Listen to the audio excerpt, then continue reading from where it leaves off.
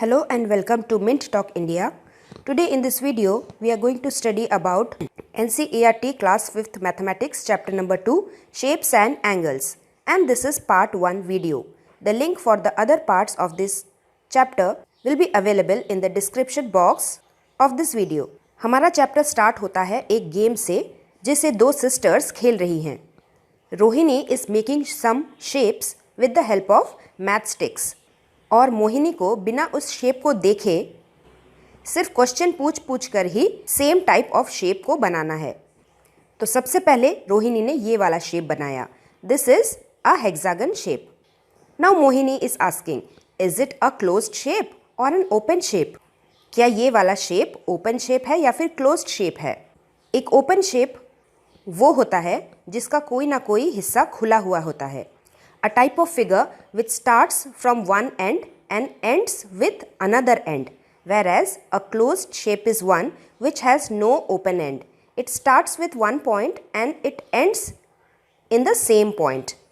Open shape में कोई ना कोई खुला हिस्सा ज़रूर रहता है, जबकि closed shape में कोई भी खुला हिस्सा नहीं होता. तो मोहिनी ने भी वही पूछा कि रोहिणी ने जो शेप बनाया है वो क्लोज्ड शेप है या ओपन शेप है. रोहिणी ने कहा this is a closed shape. उसके बाद मोहिनी ने पूछा how many sides are there? इस शेप में कितने साइड्स हैं? रोहिणी ने बोला इस शेप में टोटल 6 साइड्स हैं, 6 साइड्स. इतना इन्फॉर्मेशन लेने के बाद मोहिनी ने अपने लिए ये वाला शेप बनाया.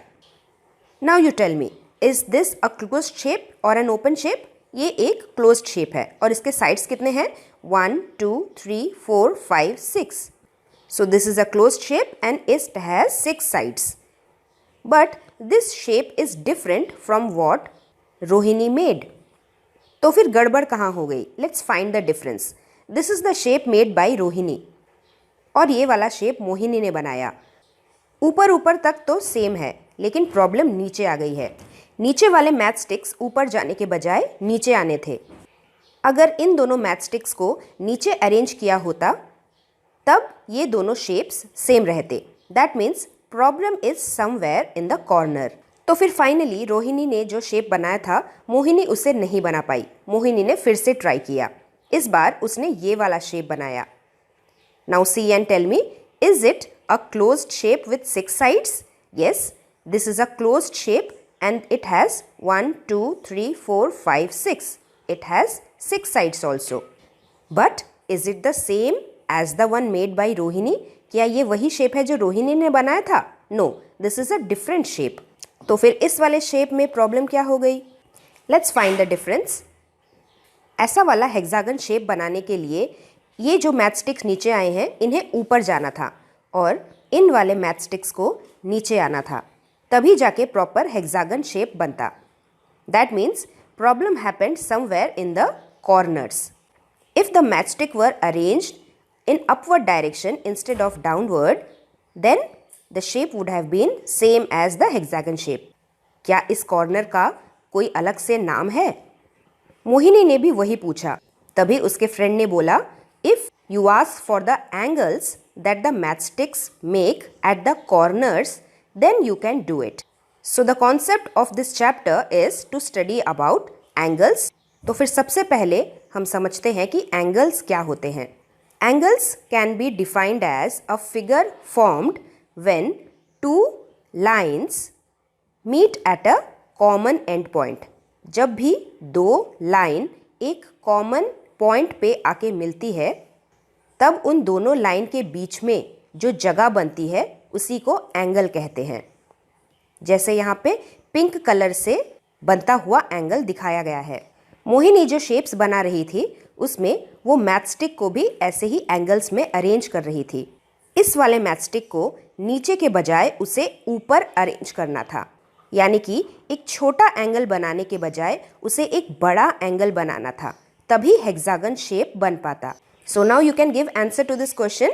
Is there some way to say in what way these shapes are different? Mohini जो शेप्स बना रही थी वो रोहिणी के बनाए हुए शेप्स से कैसे अलग था? The shapes were different because of the angles made by the matchsticks. Mohini जो शेप्स बना रही थी उसके मैचस्टिक के बीच बीच में छोटे एंगल्स बन रहे थे, whereas she had to make bigger angles between her matchsticks. Now there are different type of lines. Let's study about them.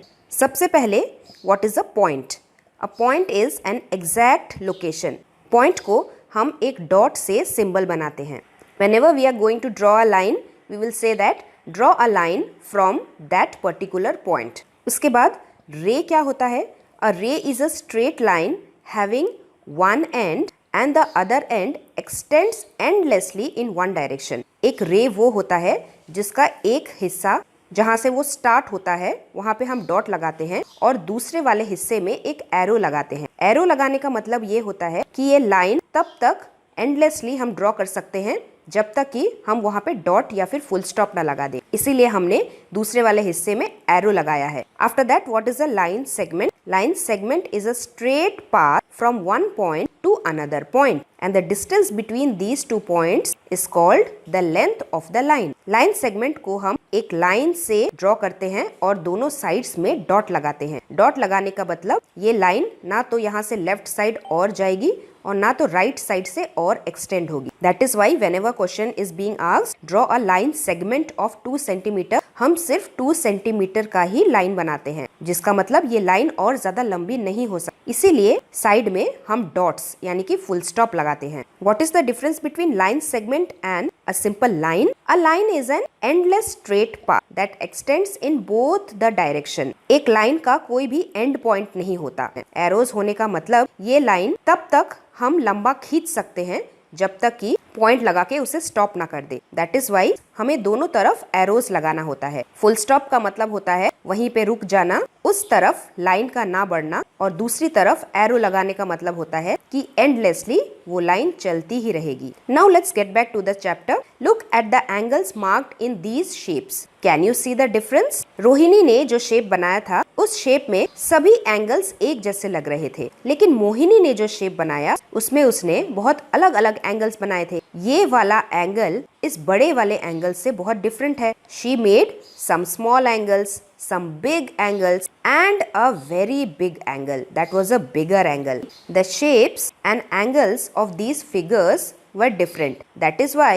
Mohini के shapes रोहिणी के shape से अलग थे. So if we are being asked to draw shapes of different angles, तो हम अलग अलग angles बनाएंगे कैसे? Let's learn how to measure an angle. सबसे पहले हमारे लिए जानना ये जरूरी है, the angle is measured in degrees. Angle को डिग्रीज में मेजर किया जाता है. डिग्रीज में कैसे? Let's study further. One full angle is divided into 360 equal parts and each part is called 1 degree. पूरा सर्कल अंदर से अगर हम पार्ट्स में डिवाइड करें तो वो 360 इक्वल पार्ट्स में डिवाइड होता है और एक एक हिस्सा 1 डिग्री का होता है. आपने अपने ज्योमेट्री बॉक्स में इस तरीके का टूल तो देखा ही होगा. This is called a protractor. Protractor की हेल्प से हम अलग अलग एंगल्स ड्रॉ कर सकते हैं. प्रोट्रैक्टर में ऊपर की तरफ डिग्रीज लिखे हुए रहते हैं. It starts from 0, then 10, 20, 30, 40, 50, 60 and so on. यहाँ पे ये 90 डिग्री सबसे बड़े साइज में लिखा हुआ रहता है. अगर हमें 90 डिग्री का एंगल बनाना होता है तो हम कुछ ऐसा बनाते हैं. 90 डिग्री का एंगल राइट एंगल भी कहते हैं. अगर कोई एंगल राइट एंगल से छोटा होता है तो उसे एक्यूट एंगल बोलेंगे, और अगर कोई एंगल 90 डिग्री से बड़ा होगा तो उसे हम ऑब्ट्यूज एंगल बोलेंगे. Now let us study how we draw an angle. First, we have to put a point. A point is an fixed exact location. From this point, we have to draw a ray of line. A ray is a line that extends in one direction. इसीलिए एक side में हम arrow लगाते हैं. After that, we place our protractor in such a way that the center of the protractor coincides with the dot. Protractor को ऐसे रखना होता है जिससे कि हमारा डॉट प्रोट्रैक्टर के एकदम सेंटर में आए, और हमने नीचे जो रे बनाया है उससे भी प्रोट्रैक्टर का नीचे वाला लाइन कोइंसाइड करे. After that, suppose we want to make 40 degree angle. तो यहाँ पे जो 40 लिखा हुआ है ठीक उसके ऊपर हम पेंसिल से एक डॉट बनाएंगे, and then we have to join the dot in front of the 40 with the dot in the centre. और उस रे के ऊपर भी हमें एरो लगाना होता है। That means this line can extend in one direction and then in दोनों लाइंस के बीच में जो एंगल बन रहा होता है हमें वहाँ पे छोटा सा लाइन डाल के 40 डिग्री लिखना होता है। Degree is denoted by the small dot on the head. This is how we draw an angle. Angle के इस छोटे से कोने को वर्टेक्स भी बोला जाता है। एंगल के ये जो दो हाथ है इसे आर्म्स भी बोला जाता है। The point in which the arms of an angle meet is also called the vertex and the lines are also called the arms. Let us get back to the textbook. Look at the shape given below and answer. This is a pentagon shape because it has 5 sides. The angle marked in dash color is the biggest angle. At the angle marked in color black is the biggest angle. Next question. Are the angles marked with the yellow equal? नीचे के ये जो angle बन रहे हैं yellow colour में, these are equal क्योंकि ये दिखने में सेम लग रहे हैं। Are the angles marked with green colour equal? इन दोनों शेप्स में भी पेंटागन दिखाया गया है और यहाँ पे ऊपर जो ग्रीन कलर का एंगल मार्क किया गया है ये दोनों एंगल्स भी सेम है, they are equal. And the third point, are the angles mark with blue colour equal? Blue colour इस ऑक्टागन में दिखाया गया है। Octagon is a shape which has 8 sides. तो यहाँ पे ये जो ब्लू कलर में एंगल दिखाया गया है ये भी दोनों सेम एंगल्स के हैं। Next question, 4 different angles are marked in 4 colours. Can you find the other angles which are the same as the one marked in red? That means यहाँ पे जो अलग अलग शेप्स दिखाए गए हैं ये दोनों हेक्सागन है, ये दोनों pentagon and these 2 are octagon. यहाँ पे जो ग्रीन कलर का एंगल दिखाया गया है आपको ये बताना है कि इस शेप में भी कौन सा ऐसा एंगल है जो इस ग्रीन कलर एंगल के साथ मैच करता है। क्योंकि ये एक हेक्सागन है और ये भी एक हेक्सागन है, इसीलिए this angle will be equal to this angle. नीचे ऑक्टागन वाले शेप में भी this angle will be equal to the angle made by these 2 matchsticks, this angle. And in the pentagon shape the angle shown in the red color, that means the angle made by these 2 matchsticks is equal to the angle made by these 2 matchsticks. That is, this angle is equal to this angle.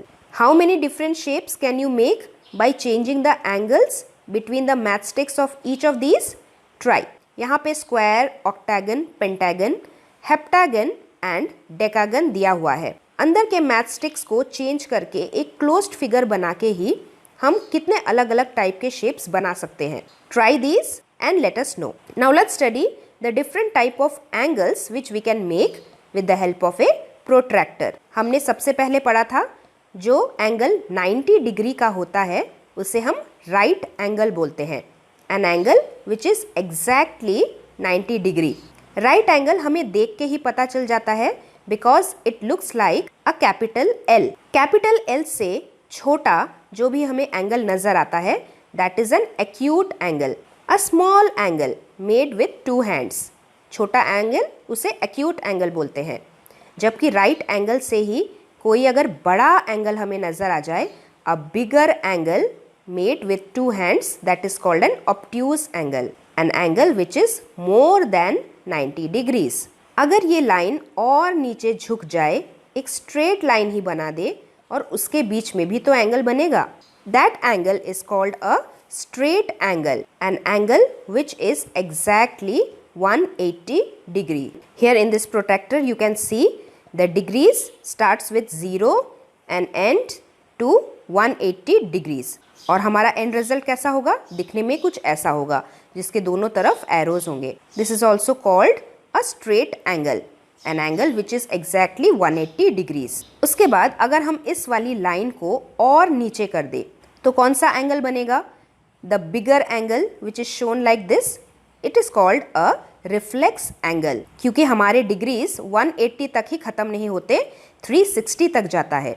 तो फिर कोई ऐसा angle जो 180 से ज़्यादा होगा लेकिन 360 से कम होगा, वो होगा reflex angle. An angle which measures between 180 degrees and 360 degrees is called a reflex angle. और अगर हमें पूरा 360 डिग्री का एंगल बनाना होगा तो वो होगा full angle, an angle which is exactly 360 degree. और 360 डिग्री का एंगल हम कैसे दिखाएंगे? हम एक डॉट बनाएंगे, उस डॉट से एक रे बनाएंगे. Then with the help of protractor we have to find 360 degree. 360 degree पूरा गोल घूमकर वापस वहीं आ जाएगा.